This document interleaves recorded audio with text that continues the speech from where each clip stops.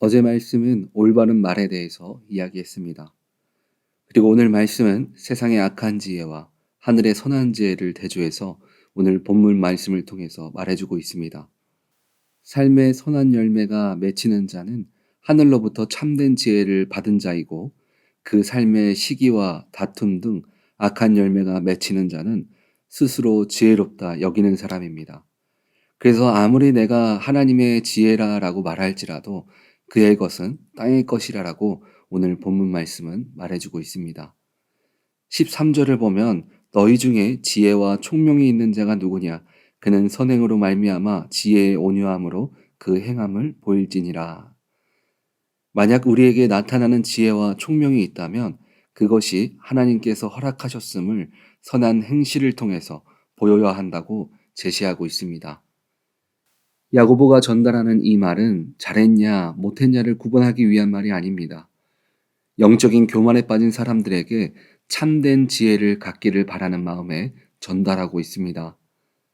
하나님께서 온 지혜와 총명은 내가 나타내려고 노력하지 않아도 행함을 통해서 드러날 수밖에 없다는 것입니다. 그런데 반대로 지혜와 총명의 모습은 보이지만 그 안에 하나님의 은혜가 아닌 다른 모습이 있다면 14절에 그러나 너희 마음속에 독한 시기와 다툼이 있으면 자랑하지 말라. 진리를 거슬러 거짓말하지 말라. 예를 들어 교회 안에서 분명 내가 주님의 일을 하고 있음에도 나보다 못한 사람이 보기에 좋은 자리에 봉사를 하는 모습을 보면 시기하는 마음이 생기고 다툼을 만드는 것, 이런 모습들이 하나님의 마음보다 나의 열심으로 주의 일을 행하는 사람들의 모습입니다. 가인과 아벨을 보면 가인은 자신의 입장에서는 똑같이 일하고 똑같이 제물을 드렸는데 자신의 제사를 받지 않으신 하나님에게 불만이 생기고 화가 났습니다. 그래서 인간적 생각을 통해서 동생 아벨을 죽이게 되는 일이 벌어졌습니다. 왜 이런 현상들이 일어나게 될까요? 15절을 보니까 이러한 지혜는 위로부터 내려온 것이 아니요 땅 위의 것이요 정욕의 것이요 귀신의 것이니, 하나님께서 부어주신 마음이 아니라 절제 없는 육신의 생각이 앞서기 때문입니다.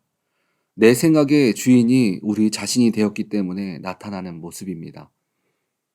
그러나 우리가 하나님의 자녀임을 인정하고 나의 모든 것이 주님의 것이라는 낮은 자의 모습이 있다면 그 모습은 17절에 오직 위로부터 난 지혜는 첫째 성결하고 다음에 화평하고 관용하고 양순하며 긍휼과 선한 열매가 가득하고 평강과 거짓이 없나니.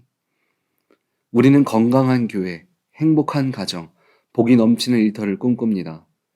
그 꿈이 현실이 되는 삶은 바로 주님이 허락하신 마음과 행함을 통해 드러나는 것입니다. 그렇다면 우리가 오늘 야고보가 말하는 땅의 지혜를 구하지 않고 하늘에 소망을 두며 살아가는 방법은 무엇이 있을까요? 첫 번째는 주신 것을 돌아보고 감사하는 것입니다. 사람들은 주신 것을 돌아보기보다 안 주신 것을 바라보며 왜 안 주시냐고 생각합니다. 엘리야를 보면 그는 하나님께 기도하는 선지자가 본인만 남았다라고 생각했습니다. 그래서 그는 오직 나만 남았건을 하면서 하소연하는 모습들을 우리는 말씀을 통해서 확인해 볼 수 있습니다. 하지만 비록 내가 깨닫지 못하고 보지 못했지만 홀로 주님 앞에서 기도로 씨름하는 바알에게 무릎 꿇지 않는 선지자가 7천 명이 남아 있었습니다. 하나님은 모든 사람들에게 서로 다른 은혜를 부어주셨습니다.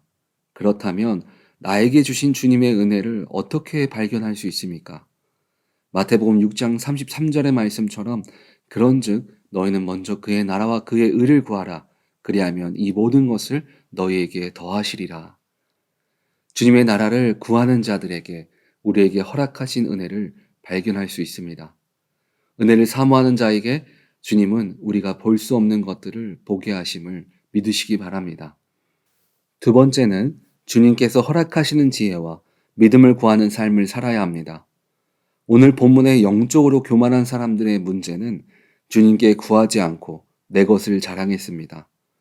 자신보다 높은 것을 시기하고 다툼을 먼저 했습니다.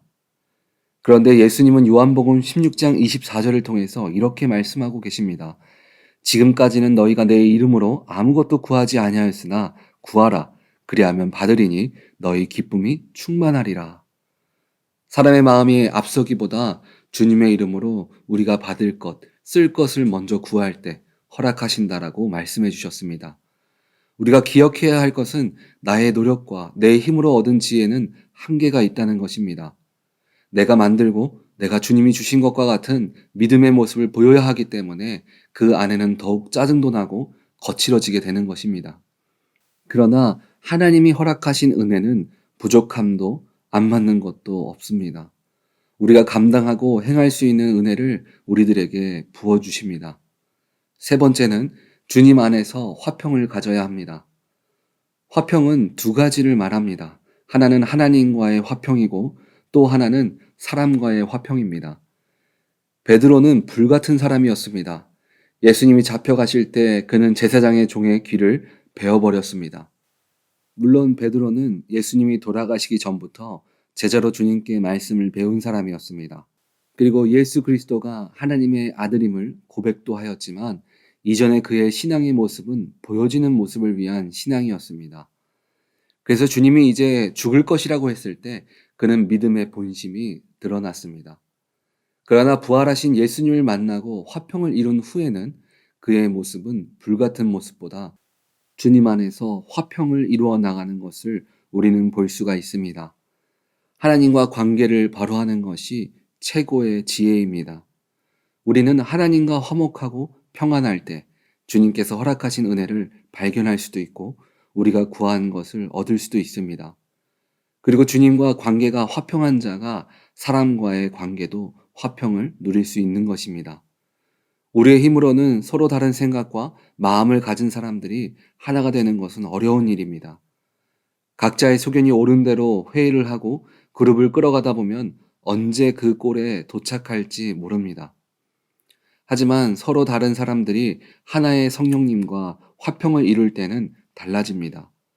비록 내가 다를지라도 주님을 통해서 나와 다른 사람들이 인정되어지는 것입니다. 그래서 부부관계도 사회생활도 주님 안에서 화평을 이룬 사람들이 서로를 이해하고 배려할 수 있는 것입니다. 말씀을 정리하면 혹시 여러분들의 삶이 오늘 본문이 말하는 것처럼 시기와 다툼과 자신을 자랑하며 거짓으로 살아가는 모습들이 혹시 있지는 않으십니까? 그렇다면 저는 이런 질문을 드리고 싶습니다. 무엇을 위해서 그렇게 치열하게 살아가고 계십니까? 이 땅에서 승리하며 주님이 세워주는 사람은 천국의 소망을 갖고 살아가는 사람입니다. 우리 오렌지 한인교회 성도님들은 이 땅의 인생의 끝을 위해서가 아니라 천국의 소망을 갖고 주님께서 이 땅 가운데 살아갈 수 있도록 부어주신 은혜가 여러분들의 삶의 작은 부분에서부터 큰 부분까지 나타나는 복된 자녀들이 되시기를 주님의 이름으로 축원드립니다. 아멘.